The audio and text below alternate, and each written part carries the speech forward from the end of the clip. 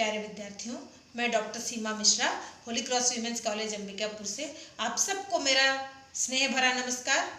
आशा करती हूँ कि अब आपने सोशल डिस्टेंस के साथ और कोरोना के रोकथाम के लिए जो भी उपाय आपको बताए गए हैं, समझाए गए हैं, उनको अच्छी तरह समझकर उनके साथ जीना सीख लिया होगा और अपनी जीवन शैली में उसको शामिल कर लिया होगा। और आज हम बात करने जा रहे हैं, आप एमएस ज्योग्राफी में एक पेपर है पर्यावरण भूगोल, उसी के अंतर्गत संसाधन नियोजन के संदर्भ में आपको पढ़ना है हरित क्रांति, चिपको आंदोलन और नेशनल पार्क, तो जिसको हम राष्ट्रीय उद्यान बोलते हैं हिंदी में।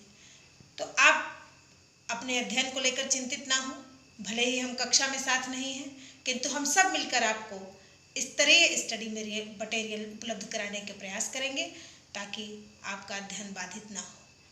तो आज हम बात करेंगे हरित क्रांति के बारे में।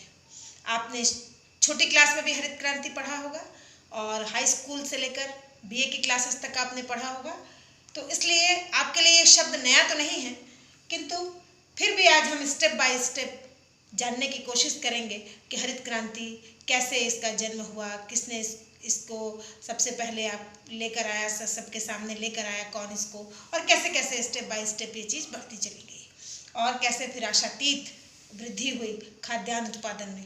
तो हरित क्रांति को अंग्रेजी में कहा जाता है ग्रीन रिवॉल्यूशन। मुझे ऐसा लगता है कि हरित शब्द इसलिए लिया गया होगा, शायद लहलहाती हुई हरी फसल जहन में होगी उस व्यक्ति के जिसने हरित क्रांति इसको नाम दिया होगा। और क्रांति का अर्थ होता है परिवर्तन। तो हरित क्रांति से तात्पर्य है कि जब परंपरागत तरीके के स्थान पर उच्च तकनीकी को इस्तेमाल करके और अच्छे बीज इस्तेमाल करके, सिंचाई के साधनों में वृद्धि करके जब कृषि उत्पादन किया गया, तो कृषि उत्पादन में, खाद्यान्न उत्पादन में जो आशा के अनुरूप वृद्धि हुई, वही है हरित क्रांति। अब हम बात करेंगे हरित क्रांति का बीज किसने बोया, कौन है हरित क्रांति के जनक। तो हरित क्रांति के जनक या पिता के रूप में नॉर्मन बोरलॉग को जाना जाता है, जो अमेरिकन कृषि वैज्ञानिक थे। और अब मैं आपको इसके बाद ये बताऊंगी कि हरित क्रांति शब्द का प्रयोग किसने सबसे पहले किया। तो हरित क्रांति शब्द का प्रयोग सबसे पहले किया विलियम एस गॉड ने। आप ध्यान से सुनेंगे, हरित क्रांति के जनक नॉर्मन बोरलॉग थे और हरित क्रांति शब्द का प्रयोग सबसे पहले किया विलियम एस गॉड ने। ठीक है। तो 1940 से 60 के जब दशक वाली बात थी, जब 1940 से 60 के बीच का जो समय था, उसमें क्या था कि विकासशील देश जो थे उनमें कृषि उत्पादन की स्थिति बहुत अच्छी नहीं थी और लगातार चिंता का विषय था ये, और विचार विमर्श किया जा रहा था कि किस तरीके से कृषि उत्पादन को और खाद्यान्न उत्पादन में वृद्धि की जाए। और उसी समय फिर धीरे धीरे द्वितीय विश्व युद्ध के बाद नॉर्मन बोरलॉग जो अमेरिकन कृषि वैज्ञानिक थे, जब जापान की स्थिति बहुत ही दयनीय हो चुकी थी, बहुत नुकसान हो चुका था जापान का द्वितीय विश्व युद्ध के पश्चात, तो जापान में नॉर्मन बोरलॉग ने क्या किया, जो कृषि का परंपरागत तरीका था उसके स्थान पर उच्च तकनीकी को प्रतिस्थापित करके उन्होंने वहाँ पर हाइब्रिड वाले बीजों को लगवाया किसानों से, और वहाँ पर बहुत ज़्यादा मात्रा में परिवर्तन दिखाई दिया कृषि उत्पादन, खाद्यान्न उत्पादन की मात्रा में।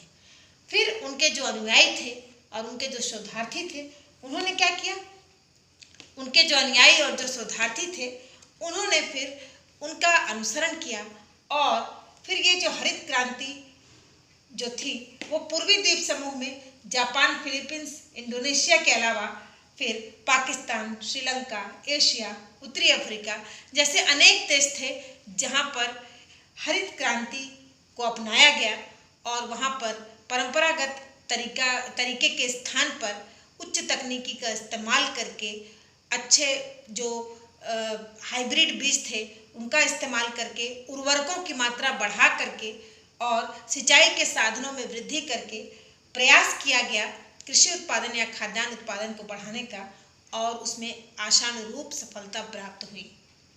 उसका परिणाम यही हुआ। उसके बाद अब हम बात करेंगे, ये तो हम विकासशील देशों के बारे में बात कर रहे थे अभी, अब हम बात करेंगे अपने भारत के बारे में। चूँकि हम भारतीय हैं तो हम स्वाभाविक है हमारी रुचि होना कि भारत में हरित क्रांति का विचार कैसे आया, अपनाने का विचार कैसे आया, कौन इसको भारत में ले करके आया और कैसे ये चीज़ आगे बढ़ी।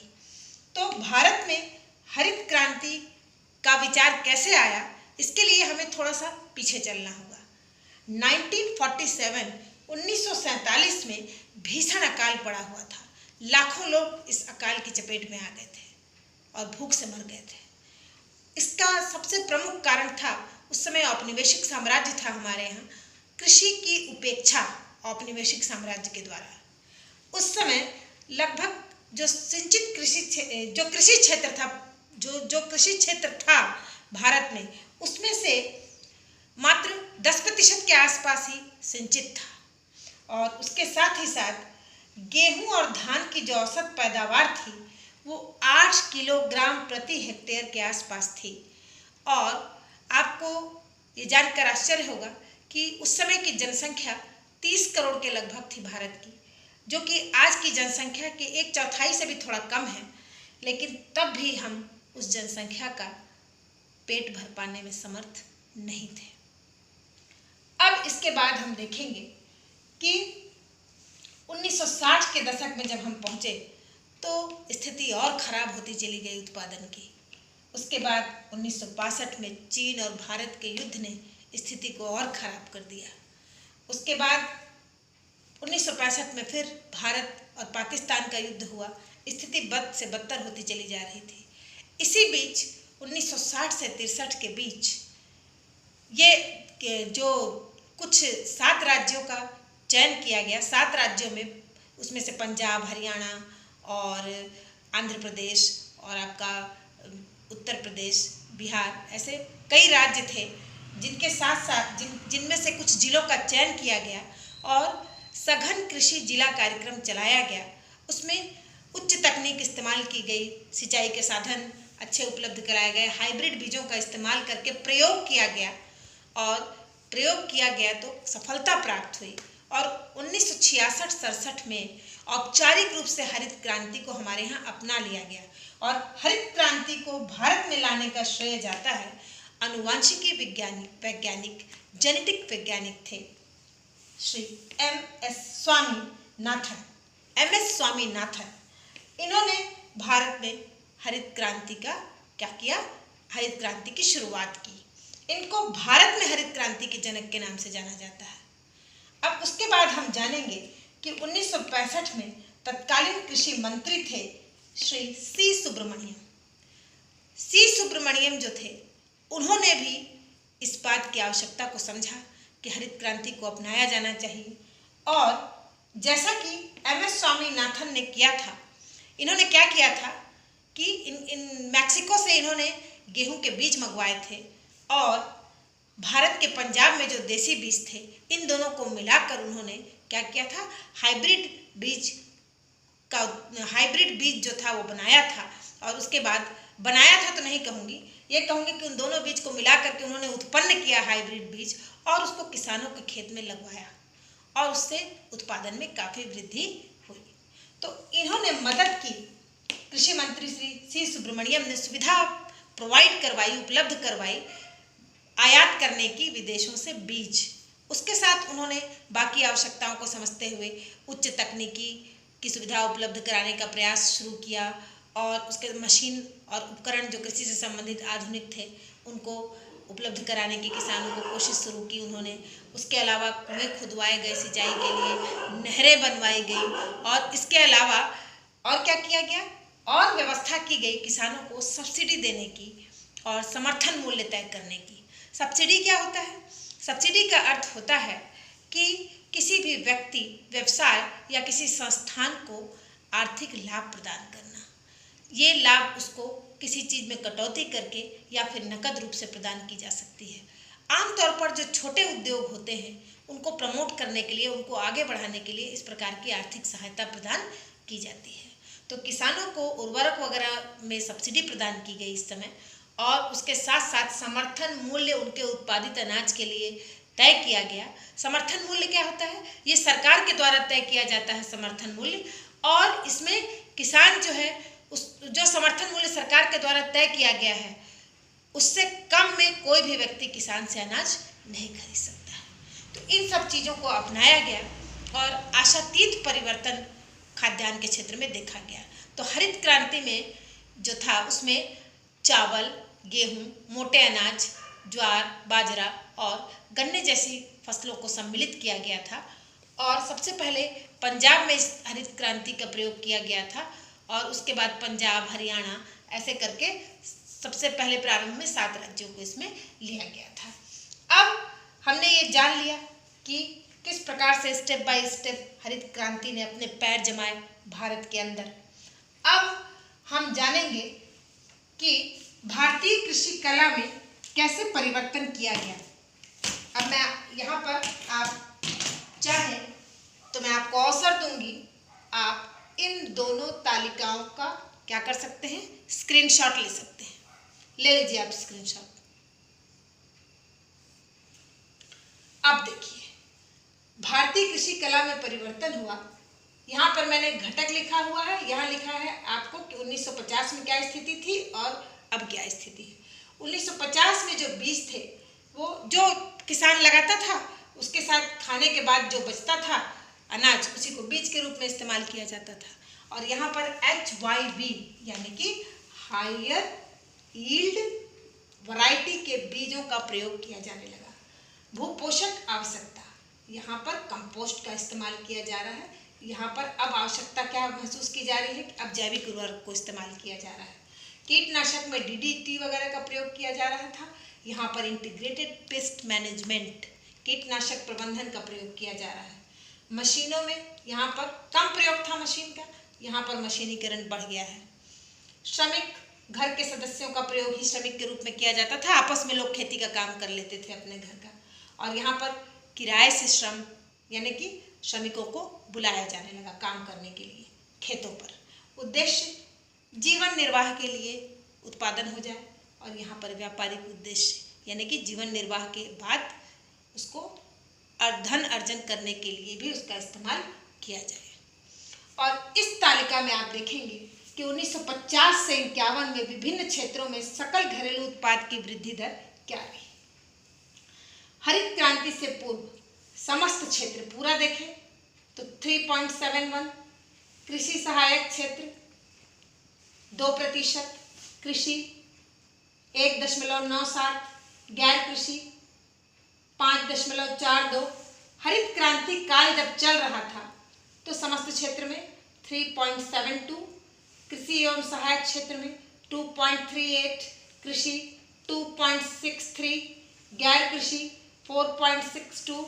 विस्तृत प्रचार काल जब चल रहा था हरित क्रांति के पश्चात तो समस्त क्षेत्र 5.52, कृषि एवं सहायक क्षेत्र 3.57, कृषि 3.58, गैर कृषि 6.40।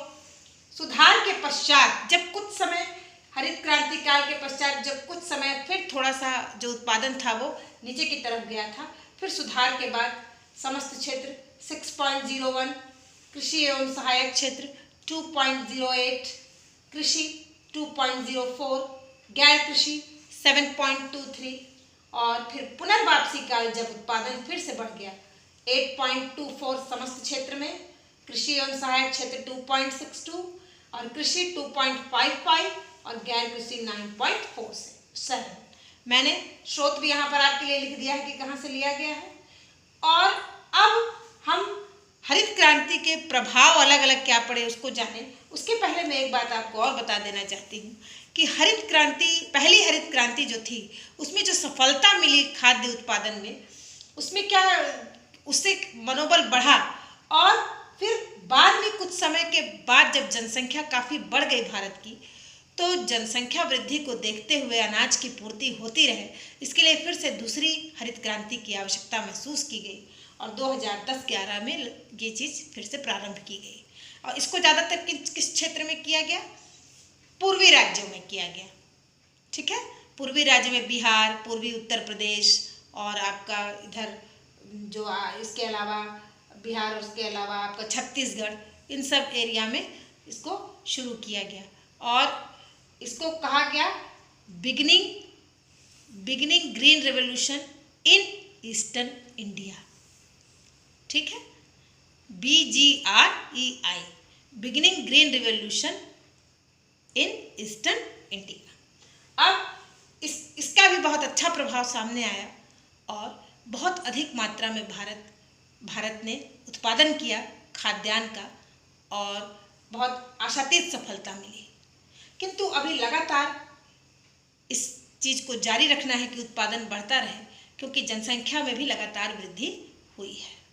और मैं आपको एक चीज़ फिर याद दिलाना चाहती हूँ कि जब प्रथम हरित क्रांति का समय आया था और सघन कृषि जिला कार्यक्रम चलाया गया था, तो इतना ज़्यादा 62-63 में जब ये शुरू किया गया था, उसके बाद फिर जब 66-67 तक अगले 25 वर्षों में भारत खाद्यान्न में आत्मनिर्भर बन गया था। जबकि भारत को उस समय खाद्यान्न उत्पादन की दृष्टि से काफ़ी कंगाल समझा जाने लगा था और 25 वर्षों में ही उसने अपने आप को आत्मनिर्भर बना लिया था। ये था हरित क्रांति का कमाल। तो ये अभी हमने सब कुछ पढ़ा। इसके बाद इसके अगले पार्ट में हम हरित क्रांति का जो प्रभाव पड़ा है पूरे भारत के ऊपर, उसको हम जानेंगे। आशा करती हूँ समझ गए होंगे आप। धन्यवाद। घर पर रहें, सुरक्षित रहें।